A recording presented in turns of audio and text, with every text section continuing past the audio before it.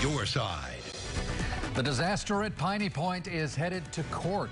Environmental groups are now planning to sue over the breach that sent millions of gallons of toxic water into the bay.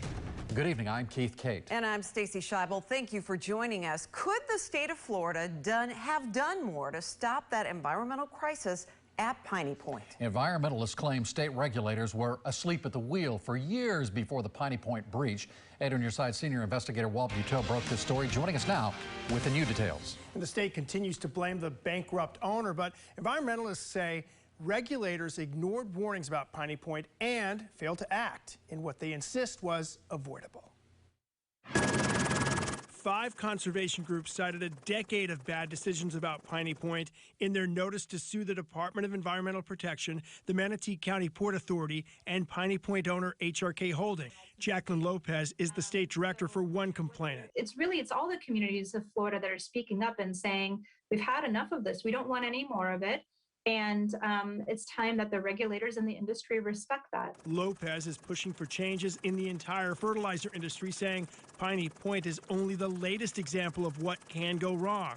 Before this, there was the 2016 Mosaic sinkhole in Polk County, first reported by 8 on Your Side, that drained millions of gallons of water into the aquifer. So it's not hyperbole at all to suggest that these gyp stacks are just failures waiting to happen on the horizon. A DEP spokesperson would not comment on the pending litigation, but did double down on holding Piney Point's bankrupt owner responsible. A company spokesman has said it's ludicrous to blame the LLC, and as we reported, an HRK engineer warned the state about the condition of the stack a year before this breach.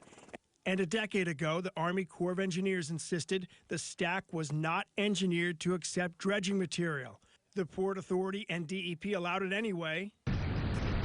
And in 2011, there was the first major breach. Lopez says she hopes the lawsuit will give the public a say in Piney Point's final chapter, including the plan to send some 600 million gallons of wastewater into a deep well.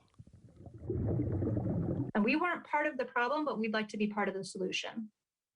The law requires a 90-day notice for the claims made by these environmental groups. So the actual lawsuit will be filed sometime this summer in federal court. So this is going to be down the road. I know you'll keep following it, but this is not a monetary lawsuit. What are they after, these environmental groups? They don't want money, but they do want influence and a seat at the table.